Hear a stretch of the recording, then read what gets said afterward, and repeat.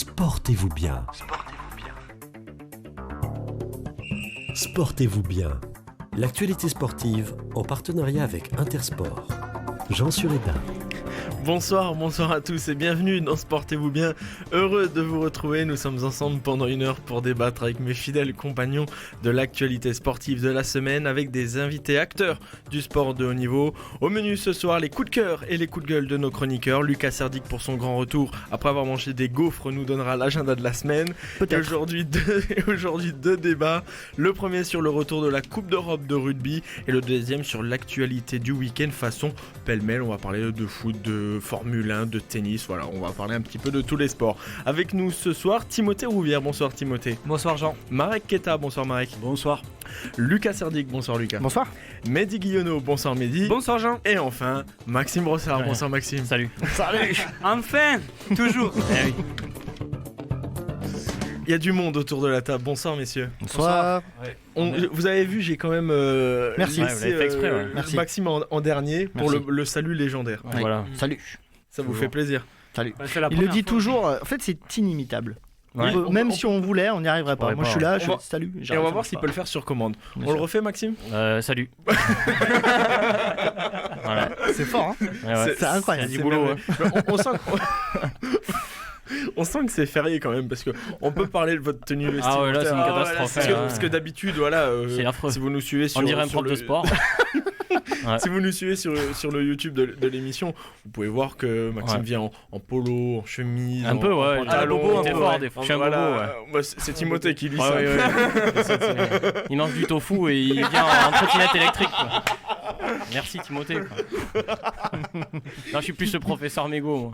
Et là, on sent il est venu en survêt. Ouais. Mais c'est quand même en habit du dimanche, il est quand même bien habillé. Il y a un petit style, ouais. Non, c'est un coach sportif américain, un truc comme Ouais, ça. ouais. Avec la petite casquette qui et va tout, bien, ouais. là, ouais. C'est ça. Je sais pas, j'ai pas voulu me peigner, c'est pour ça. Ouais. Et on accueille un nouveau. C'est le seul homme qui dit en 2019 je me peigne quoi. Ouais.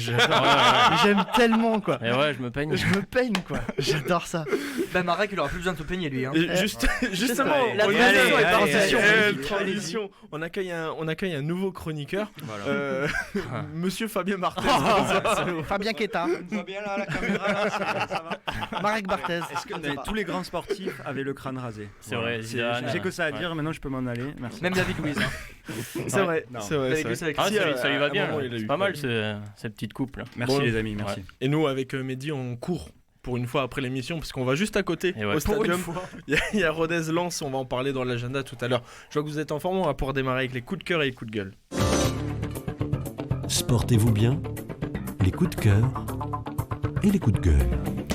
Chaque semaine, vous nous parlez d'un événement qui vous a marqué, une joie, une déception. Il y aura un hommage de la part de Maxime Brossard et on va commencer tout de suite. On est obligé, c'est l'actualité toute chaude. Ça s'est passé hier matin. Dommage que ce soit pas en prime time comme le demandait Ségolène Royal. On va revenir tout à l'heure.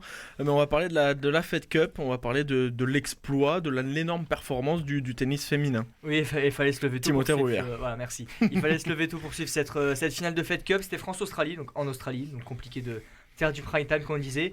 Les Français c'était pas forcément favorites. On sait qu'il y a la numéro 1 mondial Ashley Barty qui est dans les rangs australiens et une victoire un peu inespérée, 3 points à 2.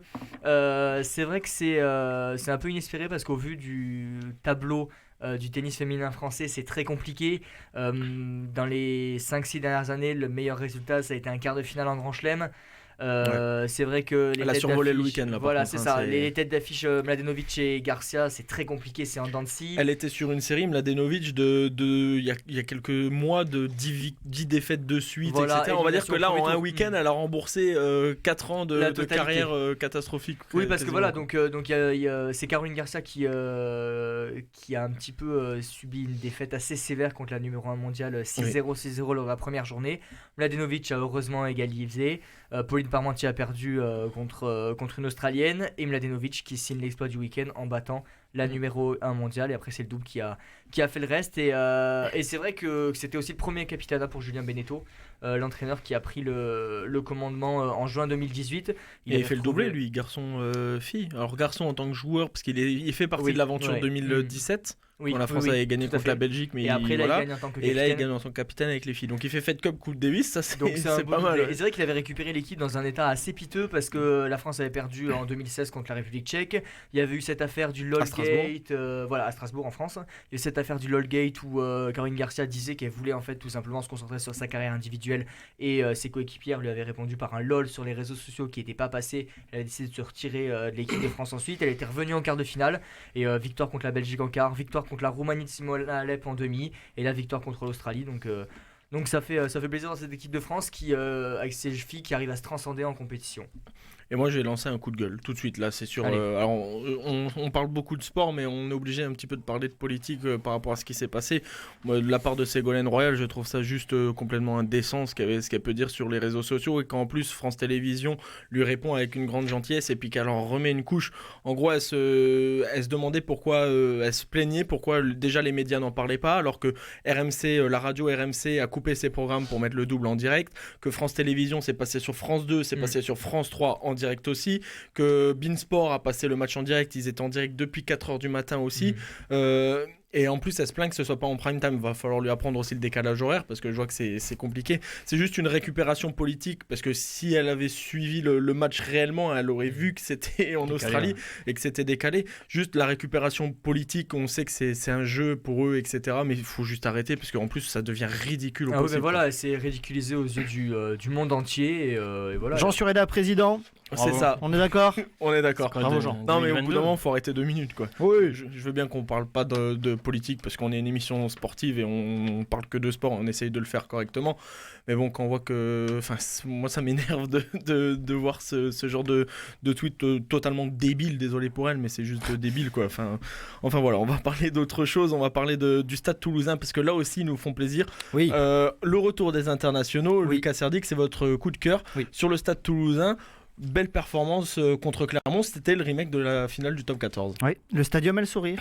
Et ça fait plaisir oui. aussi. Un guichet fermé, encore une fois, J'ai grâce au encore rugby. un coup de gueule juste après par rapport Oui, à ça. oui. Je suis en pleine forme. Non, voilà, non, mais le stadium qui se remplit, qui voit du beau spectacle, grâce effectivement au retour des internationaux, c'est sûr que c'est beaucoup plus facile au Stade Toulousain quand on fait jouer UG, quand on fait jouer Médard, quand on fait jouer Guitoun, quand on fait jouer Ramos Ntamak, et quand on fait jouer Ntamak. C'est juste, là j'ai cité 5 joueurs qui constituent du coup quasiment les 7, 6, 4, 7 joueurs, 7 joueurs derrière, donc ils se sont retrouvés comme s'ils ne s'étaient jamais quittés. Forcément, ils ne se sont pas quittés puisqu'ils se sont côtoyés pendant des mois pour préparer la Coupe du Monde et pour la jouer. Et ça a donné 3 essais au bout de même pas 25 minutes, un score assez large, 34-8 face à Clermont, même si c'est pas le Clermont de même l'année dernière, c'est quand même un bel exploit. Ça veut dire que ça fait presque 2 ans, je crois, que le Stade n'a pas perdu contre Clermont, même à l'extérieur. Ça, c'est une grosse perte. Donc c'est match nul, ouais. Voilà, donc c'est une grosse perf et ça fait plaisir aussi pour notre top 14 parce que voilà, on revoit les joueurs qu'on a aimé voir l'année dernière, on revoit un Stade Toulousain très entreprenant qui a quasiment réussi tout ce qu'il avait tenté avec du jeu, avec du culot, une ambiance vraiment sympa au stadium et voilà, je m'en félicite et je suis très content. Voilà. Et c'est bien pour la suite. On voit que les internationaux reviennent, c'est mieux si j'articule, et on voit que le Stade Toulousain va être encore dangereux. On va en parler. Oui, et aussi puis voilà, il y a pour la Coupe d'Europe qui revient, donc tout ça est très bon signe. Et voilà, même si le Stade Toulousain a perdu beaucoup de joueurs, vu qu'ils ont pas mal évolué ensemble quand même, on voit que ça n'a pas brisé non plus l'équipe, notamment au niveau des arrières, puisqu'ils étaient quasiment tous en équipe de France. Mehdi Guillaume. Une bonne nouvelle pour le Stade, oui, parce que les internationaux reviennent, les résultats vont sûrement revenir avec, parce que le début de saison était moyen, il n'était pas exécrable, mais il était moyen. Mais pour ces internationaux-là, je trouve que c'est pas une bonne nouvelle. 15 jours après la Coupe du Monde, on réenchaîne encore avec des matchs, on se plaint encore une fois de trop jouer et de voir les mecs jouer là. Il y a déjà eu l'affaire Ramos qui quitte le rassemblement de l'équipe de France, qui joue derrière. 3 jours après. Hein. Encore une fois, pour moi, c'est pas une bonne pub pour le rugby quand on s'y penche dessus. Et pour ces joueurs-là, à long terme, même si pour la plupart c'est des arrières, ils souffrent moins physiquement. Mais faut pas déconner là, c'était un match en un mois quasiment, parce qu'ils n'avaient pas joué l'Angleterre, ils Ils ont joué leur cas, ensuite ils jouent 2 semaines après être éliminés. Ça veut dire qu'en fait, en 4 semaines, ils avaient joué un match. Celui contre les Tonga, si je dis pas de bêtises. Et puis après le Pays de Galles. Contre le Pays de Galles, pardon, voilà. Et avant ça, ils n'avaient pas joué depuis les Tonga, donc ça va, c'est pas non plus, voilà, c'est les joueurs pro. Après, il y a eu la préparation ils vont et tout compter ça. ces matchs-là. Bien sûr, C'est juste ça. Bien sûr. À la fin de saison, oui. À la fin de saison. La récupération pour ces joueurs-là, pour moi, elle est super importante. Et après, on va s'en plaindre. Ouais. Mais il y a les clubs qui font aucun effort. Il y a aucun consensus entre la Fédé et la Ligue, les clubs. Voilà. On revient à ces problèmes de calendrier au niveau des compétitions internationales. Mais bon, ça fait des années qu'on le dit. Ouais, c'est l'éternel problème du rugby français entre les compétitions européennes. Les Anglais, c'est pareil. Oui, voilà, mais c'est le problème du rugby moderne aujourd'hui, avec une multiplication des matchs, avec des matchs qui sont toujours plus intenses, toujours plus physiques, les blessures qui se multiplient. Et tant qu'il n'y aura pas une solution qui sera trouvée, mais qui accorde tout le monde, les clubs et les nations, on n'avancera pas. Et on parlera du rugby dans un peu moins de 20 minutes à peu près pour le débat avec la Coupe d'Europe de rugby. Et encore une belle idée de mettre un match de rugby le samedi et ce soir le Rodez qui joue sur la même pelouse 2 jours après. Ça c'est encore une très belle idée des instances qui organisent les matchs de foot et de rugby. Bref. Pourtant normalement il y avait consensus avec le rugby, avec le RAF et tout. Bon bref. C'est comme ça. Je me tourne vers Mehdi Guillonneau. On va parler basket. Là on fait un petit peu tous les sports, ça c'est bien. On va parler football tout à l'heure après avec Marek Etan. Là on va parler basket, encore un exploit de l'Asvel en Coupe d'Europe et ça c'est super. Ouais, ça fait du bien pour le basket français. C'est de l'actu beaucoup moins chaude que la Fed Cup et le rugby parce que c'était vendredi dernier si je dis pas de bêtises. Donc c'est la victoire de l'Asvel face au champion d'Europe en titre, le CSKA Moscou, qui est l'ogre, qui est le plus gros budget d'Europe, c'est pratiquement l'équivalent d'une équipe de bas de tableau NBA. C'est vraiment énorme comme club. Et ils étaient bien partis en plus dans cette Coupe d'Europe pour le le CSKA qui est dans le du classement, qui est pas forcément 4e, je crois. C'est ça, qui est dans le bon wagon aussi. Après c'est très serré ce début de saison, toutes les équipes ont perdu, il n'y a pas d'équipe invaincue ni rien, mais voilà, ils ont gagné 67-66 après le Panathinaikos, l'Olympiakos, Vitoria, c'est la 4e équipe qui tombe à l'Astrobal à Lyon. C'est des clubs énormes. C'est que des gros clubs habitués à l'Euroleague. Ils sont 4 victoires et 3 défaites à l'extérieur. Ils sont 9e à égalité avec 4 ou 5 équipes à la 5e place en gros. Donc ils sont au milieu quoi. Ouais, ils sont dans le bon wagon. C'est les 8 premiers qui se qualifient pour les playoffs. Ils sont là où il faut, et surtout le match il était extraordinaire parce que c'est un shoot à 3 points à 13 secondes de la fin de l'américain Jordan Taylor. Voilà, je me suis noté le nom, qui donne la victoire à l'Asvel. Après, ensuite, ils ont défendu sur la possession d'après. Le shoot a été raté par le CSKA. L'Euroleague, c'est une ligue privée. Grâce à Tony Parker, l'Asvel est arrivé dans cette Euroleague. Et on voit qu'il a eu raison finalement d'insister parce que l'Asvel est au niveau, le basket français peut se mettre au niveau des très grands. Oui, c'est vrai que l'Asvel a été invité et ça fait plaisir de revoir des clubs français figurer au plus haut niveau. Tout le monde dit que c'était le petit poussé de la compétition et on se rend compte qu'ils sont capables de gros exploits. Donc même s'il n'y a pas qualification pour les playoffs comme disait Mehdi, c'est quand même des résultats qui vont s'ancrer dans l'historique du club et le club va pouvoir construire ensuite là-dessus. C'est de l'apprentissage, c'est tout nouveau pour eux. Ça va faire venir d'autres joueurs et ça va permettre au club de l'ASL d'exister. Et après, il faudra confirmer durant les prochains matchs et gagner à l'extérieur. À l'extérieur. Après, il reste combien de matchs avant la fin pour les playoffs? Il y en a plus d'une vingtaine encore. Il reste une vingtaine, donc il y a de quoi faire. Il y a de quoi. C'est équivalent d'une saison en Euroleague. Ces matchs aller-retour, ils sont 18 si je dis pas de bêtises. Il reste 34 matchs. Il va juste falloir qu'ils se débloquent à l'extérieur, quoi. Ouais, non, ou alors même pas gagner tous les matchs à domicile. Oui, ce serait déjà pas mal. Ça serait déjà juste génial, quoi. Juste ça, rien que ça. Je me tourne vers Marek Etan. On va parler football. On va parler. C'est un coup de cœur sur les attaquants, sur les purs numéro 9. C'est bien ça. Ouais, c'est un peu ça, ouais. C'est pas du tout de l'actu chaude, hein. C'est un coup de cœur, un pur coup de cœur. Ouais. Alors, donc les numéros 9 qui la semaine dernière ont eu la cote. Donc c'est un rôle, on le sait, qui est très convoité dans les écoles de foot, qui est très médiatisé, puisque les attaquants, c'est eux qui marquent les buts. C'est l'essence même du football. Mais c'était vous m'avez volé mon débat de fin là. Désolé. Donc voilà, alors... Trois records donc la semaine dernière. Le premier avec Karim Benzema, donc numéro 9 du Real Madrid évidemment, qui devient le 4e meilleur buteur de la Ligue des Champions derrière Ronaldo, Messi et Raoul. Rien que ça. Avec 62 buts et qui passe devant la légende du Real Di Stefano. Talonné derrière lui, c'est Robert Lewandowski qui lui aussi a breaké un record, mais cette fois en Bundesliga. Alors du coup, je reviens. Lewandowski qui est à 59 buts en Ligue des Champions, donc très proche de... Oui, il est pas loin aussi. Il est pas loin du top 5. Il arrive. Ouais, il arrive à grands pas. Il reste juste un but pour attraper Van Nistelrooy. Et Lewandowski marche bien aussi avec le Bayern. Exactement, en championnat absolument, puisqu'il a marqué durant les 11 dernières rencontres. Ah ouais. Il est auteur maintenant. C'est pas loin du record 23. en Europe. Hein. On n'est pas loin. Alors, il y a Jimmy Vardy, l'année du titre de Leicester, qui avait dépassé Van Nistelrooy. On en parlait avec Manchester United, il l'avait fait avec le Leinster. Mais je crois qu'on n'est pas loin du record sur le nombre de buts d'affilée. Hein. Oui, en tout cas, là, Lewandowski, il en est à 23 buts ou 24 en seulement 18 rencontres. Oui, c'est ça, 23 buts en 18 rencontres, avec un doublé ce week-end magnifique face à Dortmund. Il est meilleur attaque devant le TFC, c'est déjà pas mal. Pas très dur à faire. Et le troisième, c'est la surprise de ce début d'année. C'est un jeune joueur, 19 ans, qui s'appelle Erling Haaland. Il est norvégien. Il joue au Red Bull Salzbourg en Autriche. Il est en train de tout casser en Autriche, mais aussi en Coupe d'Europe. Oui. Il en est. Alors, ça veut dire, il a 19 ans, c'est 18 matchs, 26 buts, 5 triplés, 6 passes décisives. On est sur un profil d'attaquant qui est un peu inédit. Les stats de FIFA, quoi.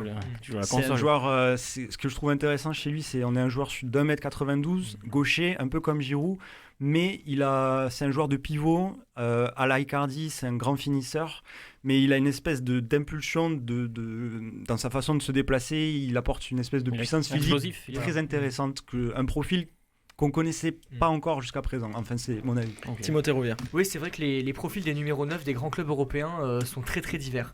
Je pense à Haaland qui est très très grand, très très massif. Ouais. On peut aussi le comparer un petit peu à Giroud et Benzema qui ont ce style-là. Icardi qui est petit et très technique. On peut aussi mettre Ben Yedder dans la même case à Monaco. Messi, c'est aussi très petit, très technique. Donc on a une multiplicité en fait des profils de joueurs, et c'est vrai que c'est important de les entourer, mais les joueurs deviennent de plus en plus complets et de plus en plus techniques. Ouais, là, à l'époque du football moderne, on a vraiment une belle palette de profils d'attaquants, et donc ma question, Jean Sureda, c'était est-ce que le numéro 9 est le joueur le plus important d'une équipe de foot?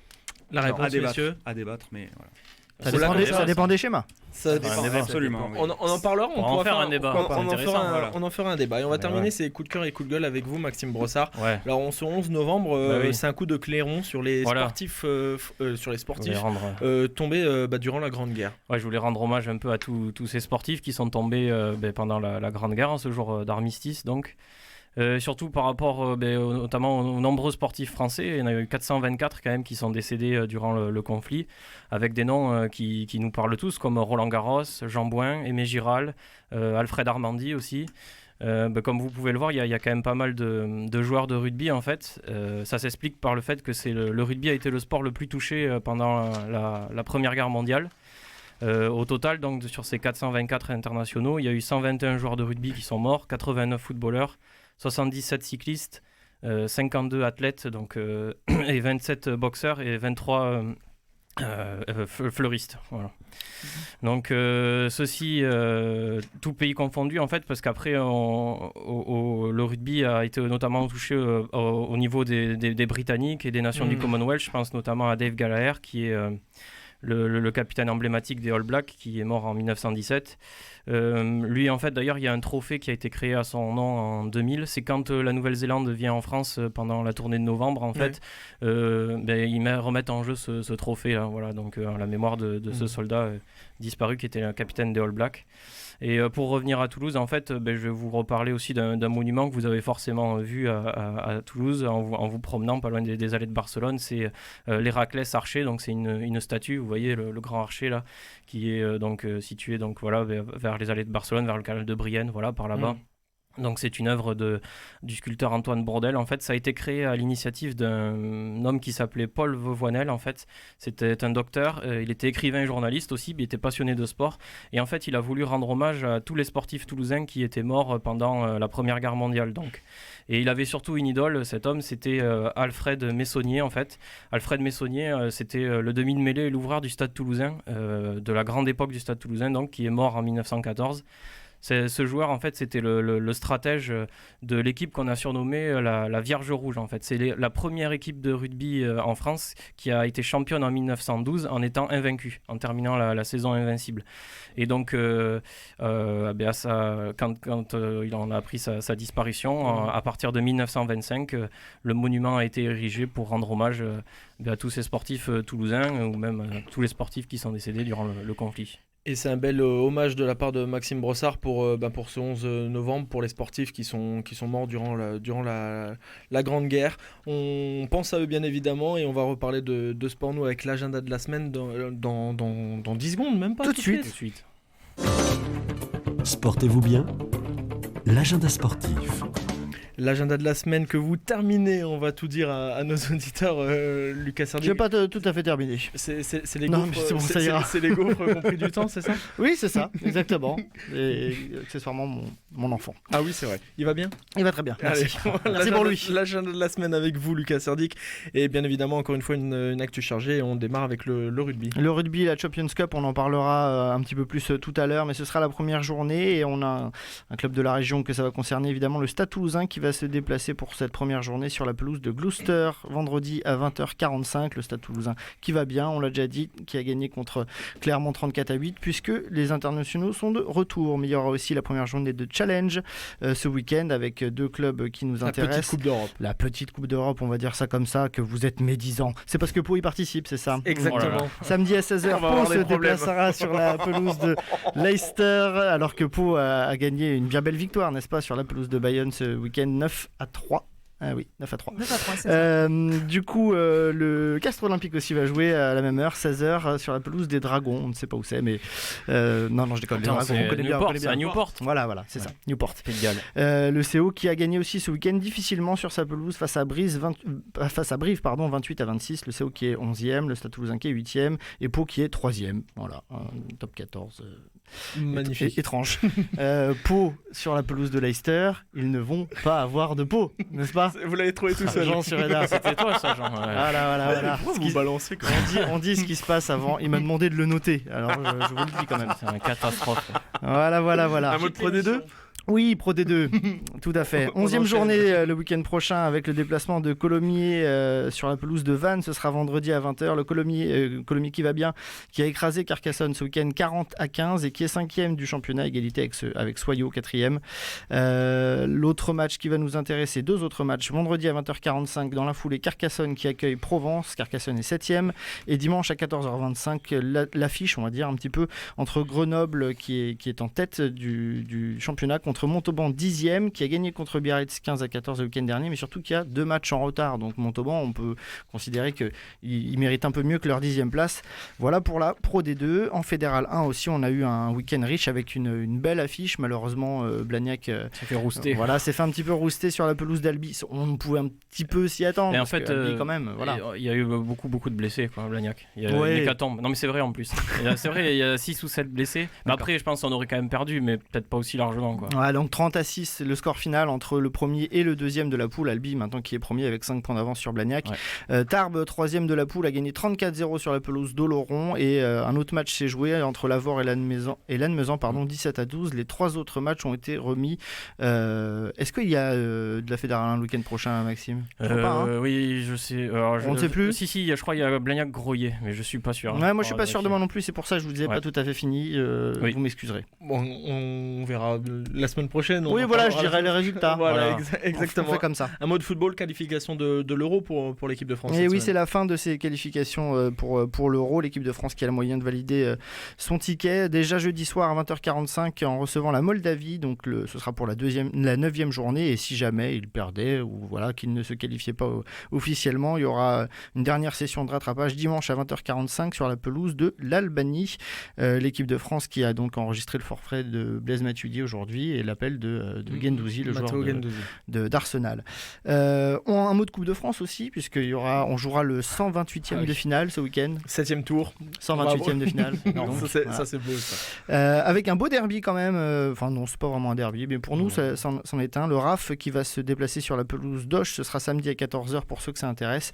Et Argelès contre Pau aussi samedi à 18h, de rencontres intéressantes, ma foi. Et on suivra la Coupe de France, le TFC en tant que club de Ligue 1, rentrera en 32e de finale au mois de janvier. Un petit rappel, tant qu'on parle de Ligue 2, ce soir à 20h, le RAF accueille pour son dernier match, 20h45 pardon, pour son dernier match au Stadium, le RC Lens, et ce week-end en Ligue 1, le TFC a brillamment perdu 3-0 sur la pelouse de Montpellier.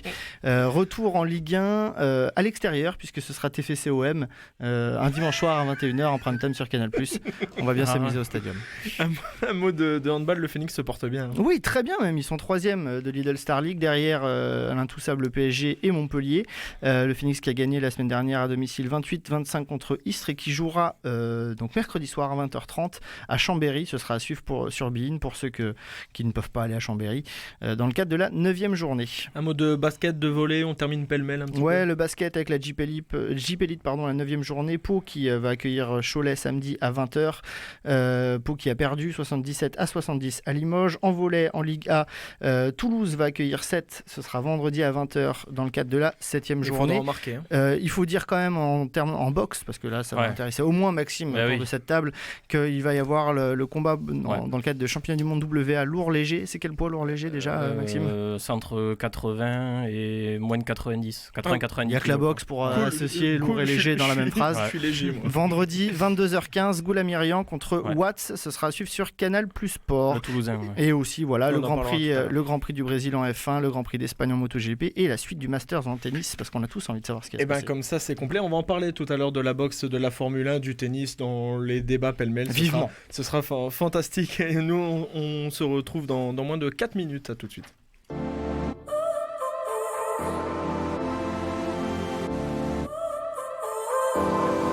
So now you're here again, knocking at my door. A little too late I'm sorry for. The lights went out 'cause you kept cutting the cord, and I started to fade into your gray. See, I finally opened up my eyes, and I saw me coming back to life. That I'd be better without you inside. It's time to be someone I wanna recognize. The future starts right now. I made a reservation, but you never came, so I'm checking out. The fire you stole away, I know one day we'll come back around. The future is now.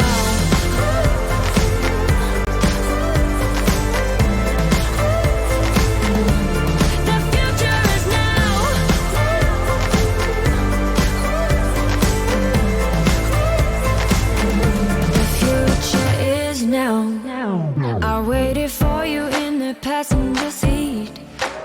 There's only so far I can ride in your dreams. While you were chasing everything else but me, I'm starting to break out from your grave. See, I finally opened up my eyes, and I saw me coming back to life. That I'd be better without you inside. It's time to be someone I wanna recognize. The future starts right now. I made a reservation, but you never came, so I'm checking out. The fire you stole away, I know one day we'll come back around. The future is now.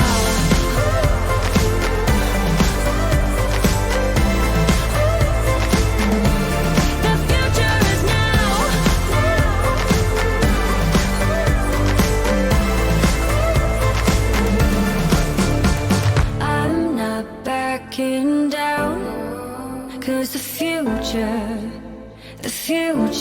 is now. Not backing down, 'cause the future is now.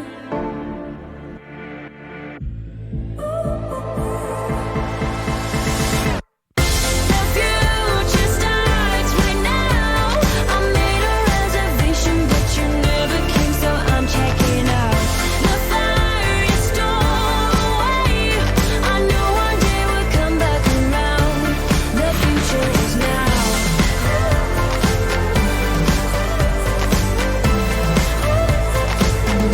The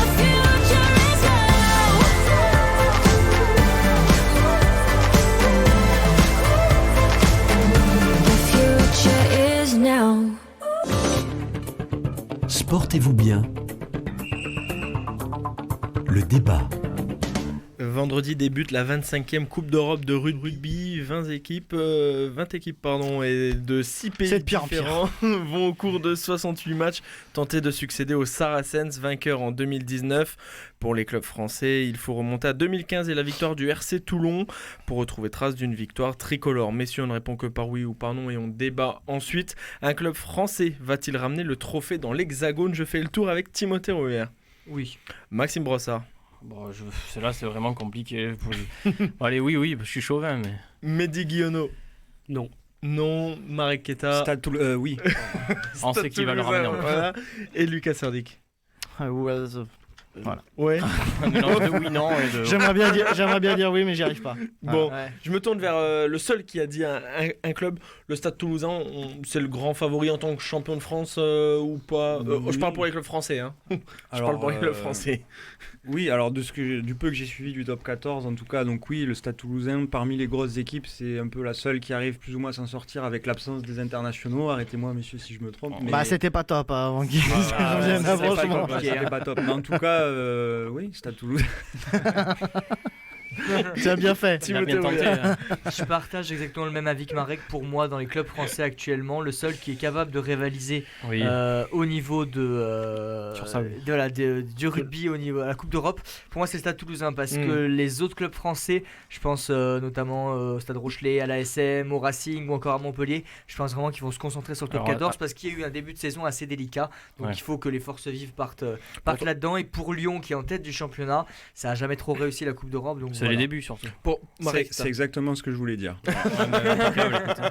Pourtant, Timothée, il y a un début aussi plutôt compliqué pour le Stade Toulousain. C'est ça le paradoxe. Il y a eu un L'effectif début plus lourd. compliqué, ça c'est sûr, mais l'effectif est pléthorique, tout simplement. Ouais. Parce qu'on voit que ça a quand même tenu la baraque. Le Stade Toulousain n'est pas dans les 6 premiers non plus, mais ça, entre la 10 11e place, le Stade Toulousain s'est pas effondré avec l'absence des internationaux. Et là, on a bien vu le match contre Clermont ce week-end, ça va beaucoup mieux. Et par rapport au passé du Stade Toulousain, par rapport au groupe aussi où ils sont, quand on voit le Connacht, Gloucester et Montpellier, c'est largement possible de sortir en tête. Et donc moi je pense que le Stade peut rivaliser en tout cas et bien figurer dans cette Coupe d'Europe. Maxime Brossard, les favoris, il y a le Stade Toulousain, Leinster, les Saracens, on peut les rajouter ça va être dedans. compliqué. Saracens, Leinster, voilà, c'est chaud. Si les Saracens, ils vont, comme je vous ai dit, avec les problèmes financiers qu'ils ont, ils vont peut-être être amenés à devoir j'y crois pas, moi, ça. liquider des joueurs. Ils vont être amenés aussi à peut-être se concentrer sur le championnat s'ils veulent se maintenir et s'ils ont l'objectif de se maintenir, en sachant qu'ils ont déjà 29 points de retard puisqu'ils ont pris une pénalité de 35 points, mais ils avaient déjà gagné des matchs, donc voilà. Mais du coup non, là je vois bien, c'est vrai que pour le Stade ça peut être intéressant. Après je rebondis sur ce que disait Mehdi tout à l'heure, la répétition des matchs peut coûter cher, je pense, à la fin de cette saison. Peut-être pas pour l'instant effectivement, mais le fait est que là ça fait très longtemps, sachant que les joueurs ont fini la saison le 15 juin dernier et qu'après ils sont de suite partis en préparation, au-delà des matchs il y a quand même tout le travail de préparation physique qui était atroce, plus les matchs, à mon avis il risque d'y avoir de la casse peut-être à la sortie du tournoi là. Lucas Serdi, vous êtes d'accord avec ça ? Ça va être sur les effectifs. Toulouse a la possibilité de jouer sur deux tableaux. Oui, non, bien sûr, mais en fait, c'est pas tant Toulouse qui va décider ou pas s'il est champion d'Europe, c'est les clubs rivaux et je pense surtout Leinster. Qui me paraît quand même très très très solide, et en plus les Irlandais je les sens un peu revanchards de l'année dernière, la défaite en Coupe d'Europe, la Coupe du Monde vraiment ratée, le tournoi aussi qui était pas top. Bon, bref, moi je pense que si les Irlandais et les Leinster fondent la Coupe d'Europe leur objectif principal, ce sera très très très très difficile d'aller les chercher, et le Stade Toulousain pourra pas se permettre de zapper le top 14 parce que quand on est champion de France en titre c'est pas possible. Donc ça voudrait dire que le Stade Toulousain va devoir tout jouer à fond. Ça va être compliqué.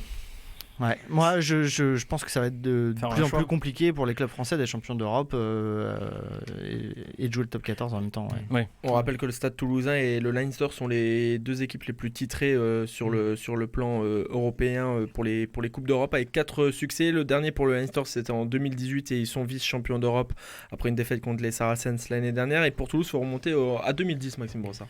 Oui, ça fait un petit moment, mais en plus, comme disait Lucas, l'avantage qu'ont les Irlandais, c'est qu'ils ont finalement un championnat qui est, on va dire, calqué, programmé pour pouvoir permettre aux franchises irlandaises, galloises, écossaises de pouvoir être à fond pour la Coupe d'Europe. Tu veux dire qu'ils ont un cerveau là-bas, peut-être? Ouais, ils sont dotés d'un cerveau et en plus, ils ont aussi doté d'un vrai engouement pour cette Coupe d'Europe, à la différence de ce qu'il peut avoir chez nous.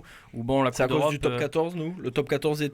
Après, ça c'est vrai que le top 14 prend trop de place, je trouve, dans le paysage du rugby français. On y accorde vraiment trop d'importance. C'est un beau championnat, c'est intéressant à suivre, mais le truc c'est que au niveau international, ça nous apporte rien quoi, sur la scène internationale, ce qui fait qu'on est parti des grandes nations du rugby. Il faut se confronter aux autres. C'est ça, exactement. Il faut sortir de nos frontières un peu. Timothée Rouvière. Après, pour rebondir ce que vous disiez tout à l'heure par rapport à l'enchaînement des matchs, toutes les équipes vont avoir le même problème, mais c'est vrai que, comme disait Maxime, le championnat irlandais et anglais est calqué sur la Coupe d'Europe. Après, on n'est pas non plus à l'abri d'une surprise. Je pense à Exeter, je pense aux Harlequins, Exeter, ouais, le Munster qu'il faut pas enterrer de si jamais. Jamais. Voilà, le Racing. Ça va être limite. Non, moi, le Racing, je vois pas. Le Racing, ça a toujours été compliqué en Coupe d'Europe. Ils ont fait finale en 2016, mais sincèrement, n'importe quel autre club que le Stade qui fait un gros parcours en Coupe d'Europe, ce serait une assez grosse surprise. Peut-être clairement, mais pas en finale. Comme d'habitude. Ouais. Messieurs, on parle souvent aussi du 15 de France ici. On voit que le 15 de France est en retard sur les Anglais. On l'a vu lors de cette Coupe du Monde, sur les Gallois, sur les Irlandais.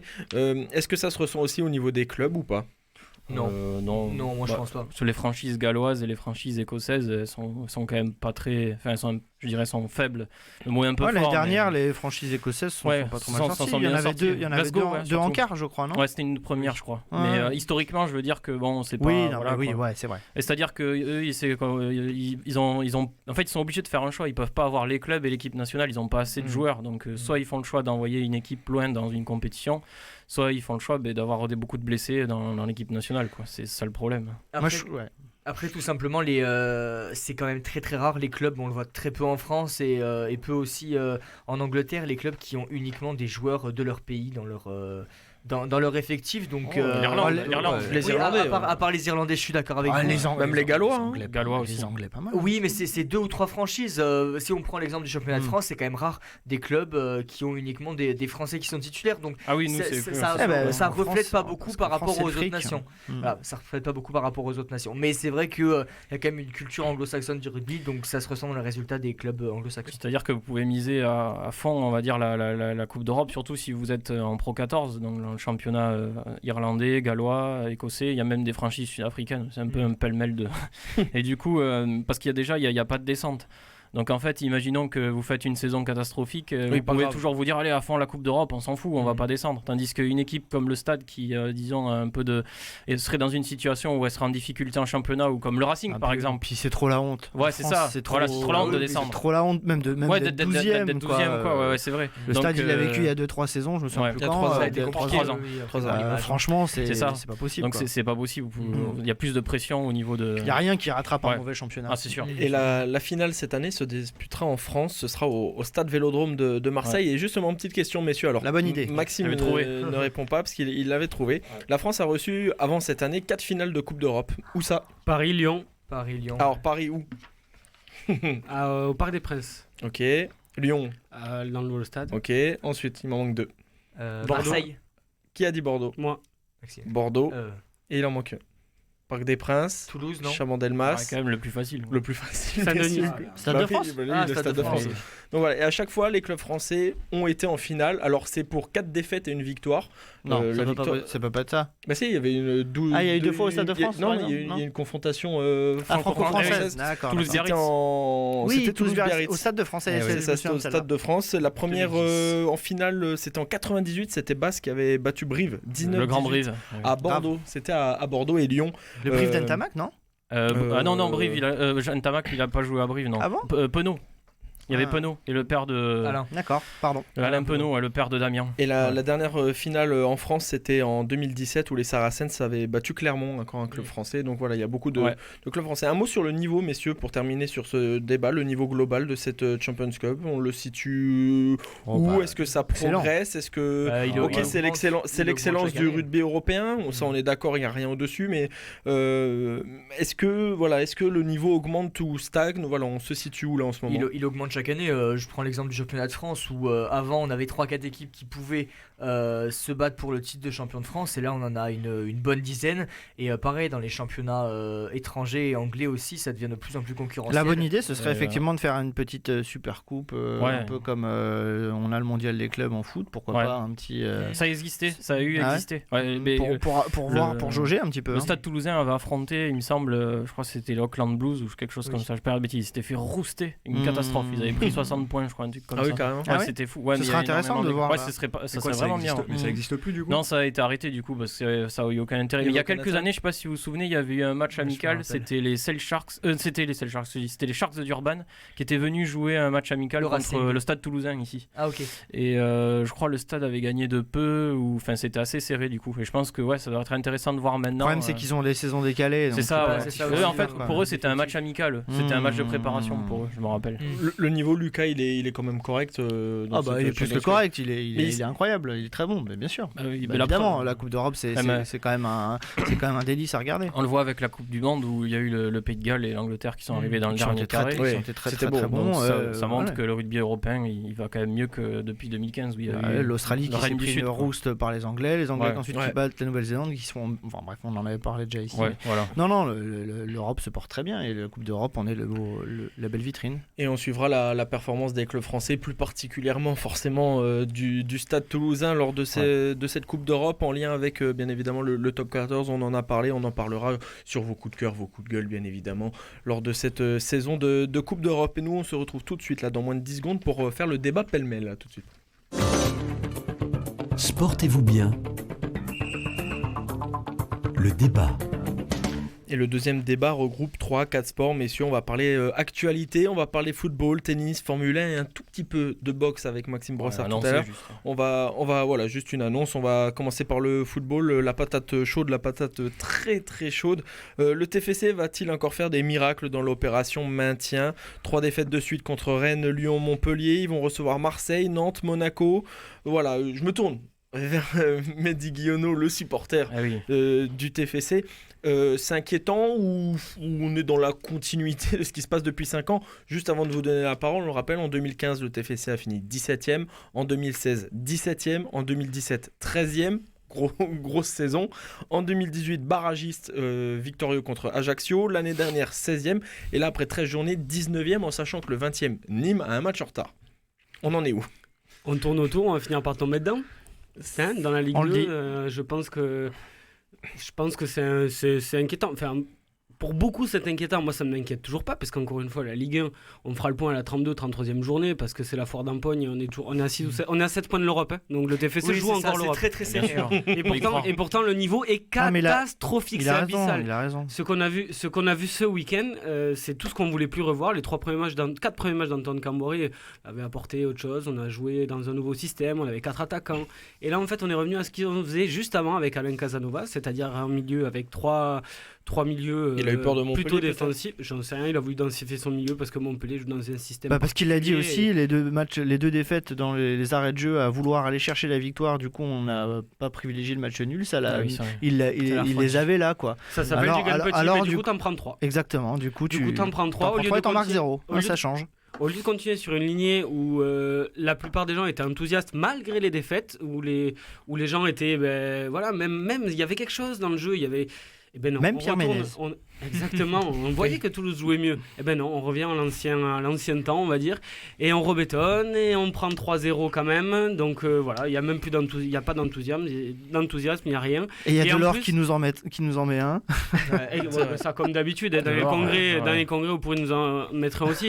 Non, mais c'est surtout moi ce qui m'agace, c'est le discours de dire ouais, mais les supporters, vous n'avez pas le droit de. On l'a entendu en conf de presse de la part d'Antoine Camboré, vous n'avez pas le droit de gueuler, etc.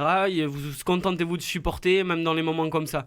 Mais si là en ce moment on n'a pas le droit de dire que ça ne va pas, on ne sert à rien quoi.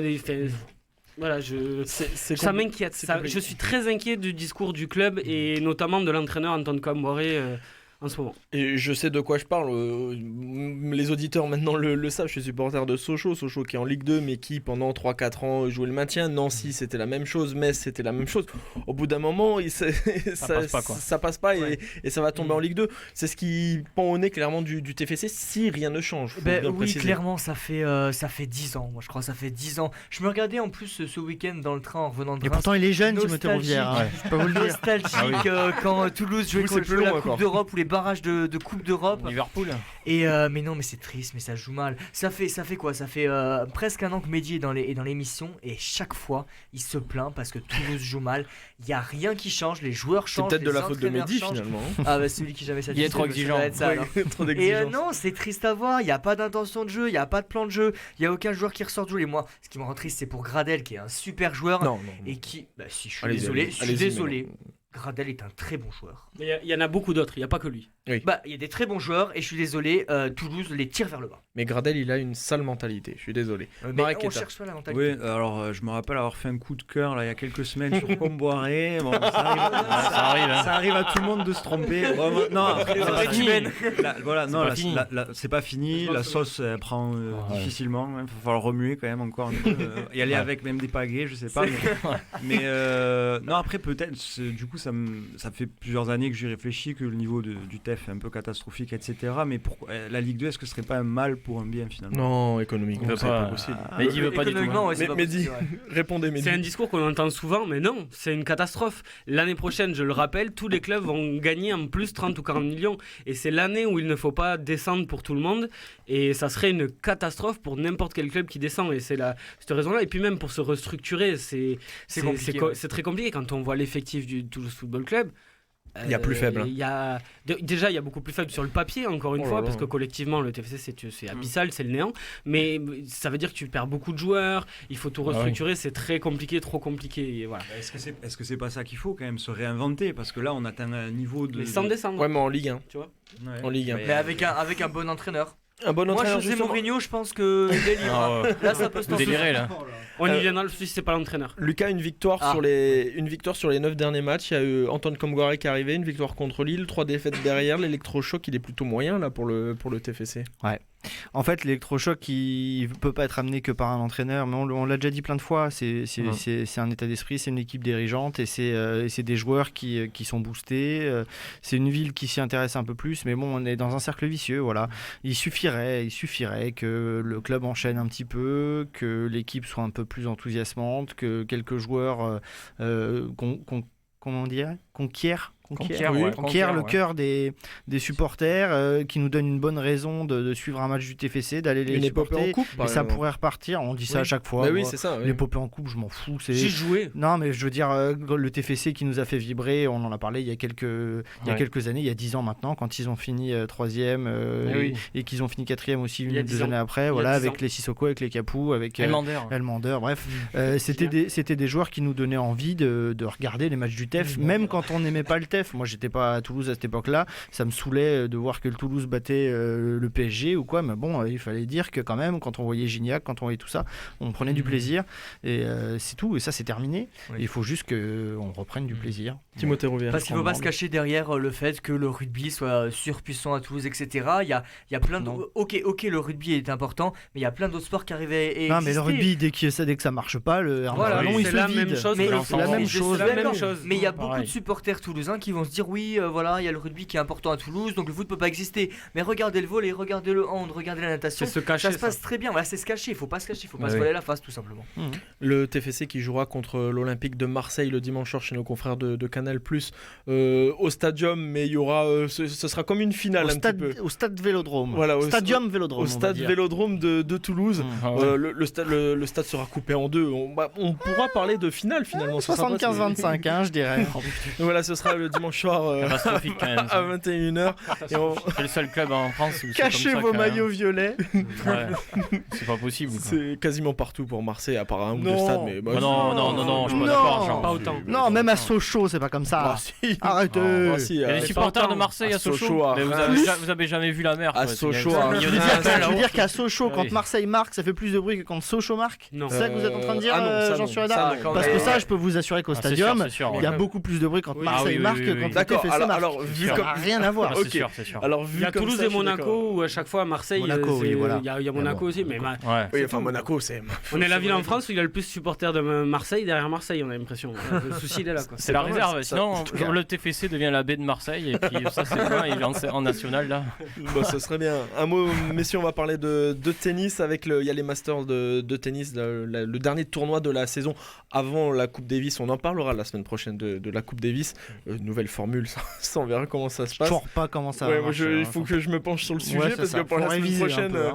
va falloir réviser. Un mot sur ces Masters avec Djokovic tout simplement qui veut gagner ce Master pour finir l'année en tête. Est-ce que c'est faisable pour lui forcément? Est-ce qu'il va le faire tout simplement? Bah oui, il va le faire, il va le faire tout simplement parce que son principal concurrent c'est Nadal et les blessures en ce c'est moment. pas son principal, il aurait pu avoir Medvedev, mais visiblement il va pas si bien que ça. Non, parce qu'il a perdu contre Tsitsipas. Federer est fatigué, Nadal est blessé. Voilà, c'est ça. Ouais, Voilà, Tim. c'est exactement ce que je voulais Il y dire. a Tim là, d'ailleurs c'est quand Tim même a ce battu soir Federer. là. Oui, mais Tim, Mais le match Djokovic-Tim c'est quand là? C'est ce soir non? Non. C'est demain. Oui, C'est je demain, crois que c'est demain, mais voilà, mais Tim est à 4500 points, donc c'est compliqué. Et comme le disait Lucas, Nadal il a dû déclarer forfait à Paris-Bercy. Il y a Djokovic qui finit numéro 1 mondial et Djokovic qui gagne le tournoi. Les deux trucs sont pas corrélés forcément. Il va finir numéro 1 mondial, on pense très fort, parce que Nadal aura du mal à faire mieux que lui. Mais après, oui, est-ce qu'il va gagner? Il y a quand même de bonnes chances. Non, parce que la question c'est il va finir numéro 1 mondial. En fait, Djoko, quand lui est au top et que les autres sont un peu faibles, il laisse jamais passer l'occasion. En fait, c'est juste ça. Ce mec est un peu, c'est un robot pour ça. Hein. Et donc là il est en quête de 2 records là il me semble. Il doit s'il repasse numéro 1 mondial, il égale le record ou il bat le record de Pete Sampras qui est arrivé 6 fois numéro 1 mondial. Et il battrait aussi le record de Federer. Qui s'est imposé 6 fois aussi au Masters. Oui, c'est ça, il égalerait le record parce que Federer s'est imposé c'est simple, sur les 8 joueurs, il y en a que 3 qui ont gagné, dont une petite surprise entre guillemets. Alors Djokovic 5 fois, Federer 6 fois et Zverev 1 fois. C'est-à-dire que Rafael Nadal, ça peut être aussi un coup à jouer pour l'Espagnol, non seulement conserver son titre, son classement à l'ATP, c'est-à-dire premier meilleur joueur mondial, numéro 1 mondial, et surtout de remporter l'un des derniers trophées majeurs qui lui manque, si ce n'est le dernier à part les Jeux Olympiques. Mais Nadal, aussi, il a déclaré forfait en finale de Bercy, un master qu'il avait gagné qu'une fois, si je ne dis pas de bêtises, et en salle, en indoor, sur dur, le même profil que là à Londres. C'est vraiment pas la config qu'il aime bien, Nadal, et quand on sait qu'il préfère quand même préserver son corps que se blesser gravement, c'est normal. Il y a Maxime Brossard qui me regarde. La seule chose qui va intéresser Maxime, c'est les primes quoi. C'est les primes. Il me regarde et il a le sourire. 116 000 $ pour un remplaçant, c'est quoi ça en fait? Les remplaçants, c'est Monet, mais le 10e mondial. C'est mon fils. Gaël Monfils et Bautista. Moi, j'ai pas pris le bon sport quand même. Tu joues jamais quand il pleut. Donc tu te mouilles jamais en fait à l'intérieur. Tu prends jamais un type sur le rable, tu vois, parce qu'il y a un filet, t'as une raquette dans la main, donc il peut rien t'arriver à part tu t'entraves et tu te fais mal tout seul. Enfin c'est quand même tranquille quoi. Putain, c'est bien payé. Ouais, j'en vais à mes parents là, voilà.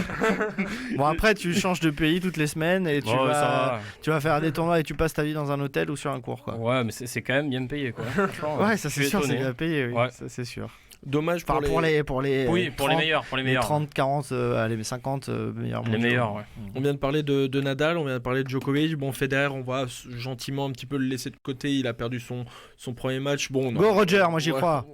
Pourquoi pas l'énorme surprise, mais j'ai envie de parler des plus jeunes. Tim Tsitsipas, Zverev, le tenant du titre. Faut pas l'oublier, l'Allemand Zverev, tenant du titre. On les situe où? Il y a trop d'enjeux pour Nadal et Djokovic. Trop d'enjeux pour Nadal et Djokovic. Non, moi je pense que ce qu'on appelle la next gen, donc c'est la nouvelle génération. Je pense que tout simplement ils n'ont pas les moyens de rivaliser avec Djoko, Nadal et Federer.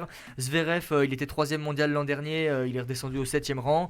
Tsitsipas, je sais pas trop comment le placer. Medvedev il a une grosse saison. Tim on sait pas trop, donc ouais, c'est toujours difficile à lire ces fins de saison. Donc ils sont là pour apprendre. moi je pense que c'est comme tout le reste. Si un des 3 gros a envie de gagner, il gagnera. Et si jamais il se loupe un petit peu, les petits jeunes ils vont ils vont passer. Sachant qu'il y a l'interrogation sur la Coupe Davis la semaine prochaine. Demandez à Gérard Piquet. Voilà, c'est ça. Bon, on essayera de l'avoir en invité. Gérard, voilà, c'est quelle histoire. On peut l'avoir en invité. Moi, j'ai le 06 de Shakira, ça peut s'arranger. Ça bouge pas. Tranquille à la dépêche. Ils font des bons sujets quand même. Ils font des bons sujets. Bon, on suivra bien évidemment l'actualité tennis et on parlera de tennis la semaine prochaine pour la Coupe Davis. Un petit mot de Formule 1 pour les quelques minutes qui nous restent. Hamilton, champion du monde pour la 6e fois. Est-ce qu'il est tout simplement meilleur que Michael Schumacher? On est à 7 titres pour Michael Schumacher, l'Allemand. Le Britannique Lewis Hamilton, 6 titres. Il y a déjà un record sur les pole positions, le record de podium, le record de victoire en Grand Prix. Il va se battre dans pas longtemps. Est-ce que c'est le plus grand pilote de tous les temps, Mehdi Guillaume? Alors, le plus grand pilote, j'en sais rien, je suis pas assez spécialiste, mais en tout cas, il sera jamais autant dans le cœur des fans que Michael Schumacher, je pense. Et c'est comme ça qu'il le dépassera pas, tout simplement. Et est-ce que c'est pas ça le plus important, en fait, quand on reste dans l'histoire? Schumi est indétrônable. Moi, cette nouvelle génération, même les gens, on te dit, ouais, il faut des stats, il faut des titres, etc. Mais il y a ce que tu laisses aux gens. Ouais. Et ce que même si Lewis Hamilton a fait beaucoup d'efforts dans ce qu'il est maintenant, dans le rapport aux médias, au public, etc. Mais je suis pas sûr qu'il passe devant Michael Schumacher juste sur ça. Après, en termes de pilotage, je suis désolé, je conduis très mal. C'est vrai que Lewis Hamilton est un personnage qui divise, même s'il a fait des efforts là-dessus. C'est vrai que Schumi était là-haut dans le cœur des fans et c'est vrai que Ferrari déjà il a un surnom quoi. Schumi, a représenté énormément. Mais sur la saison, moi j'ai envie de dire sur la saison Lewis Hamilton c'est mérité, il a été régulier, sa voiture a été la meilleure de toutes et rien à dire. Lewis Hamilton, le problème c'est qu'il court à une époque où on s'intéresse beaucoup de la Formule 1 parce qu'on s'ennuie un petit peu et donc ce sera jamais l'époque des début des années 2000 où on suivait tous et voilà. Et il y aura le dernier Grand Prix la semaine prochaine. Pour terminer, Maxime, vous voyez l'heure? Ouais, je vois. Ouais. Voilà, je vous laisse quelques mots pour 30 parler secondes avant la cloche. Rapidement pour Arsène Goulamirian, donc le Toulousain, le franco-arménien, qui vendredi va se battre pour le championnat du monde WBA lourd léger. On en a parlé un peu avec Lucas. Ce sera à Paris Accor Hotel Arena. Il va affronter un Australien, Kane Watts. Peut-être que vous l'avez croisé, Marek, lors de votre séjour. Non, pas du tout. Bon. Et il va remettre sa ceinture en jeu. Ce sera sur Canal+ Sport. Ça commence à 20h45 et le combat d'Arsène sera à 22h15. Mareketa. Pour faire plaisir, pour parler un peu e-sport et faire plaisir à mon ami Timothée, la défaite hier de l'équipe européenne, malheureusement les G2 qui ont perdu au championnat du monde de League of Legends face aux Chinois de FanPlus. Voilà, et comme ça on est au complet et 10 secondes. J'ai eu le temps de finir l'agenda pour dire en Fédéral 1, Blagnac va jouer contre Grolet samedi à 18h, Tarbes va jouer contre Lavore à 18h30 et Albi se déplace à Florence dimanche à 15h30. Vive la Fédérale 1. Sinon on n'aurait pas parlé de sport dans cette émission. Exactement. Et Sochaux qui jouera contre Épinal. Merde, il gâche tout. Toujours à la fin, il y arrive. J'étais obligé d'en parler. Merci messieurs, merci Coraline et Romain à la réalisation. Passez une bonne semaine sportive. Nous, avec Mehdi, on va tout de suite au stadium. On y va, et on se retrouve lundi prochain sur Sportez-vous bien. Salut.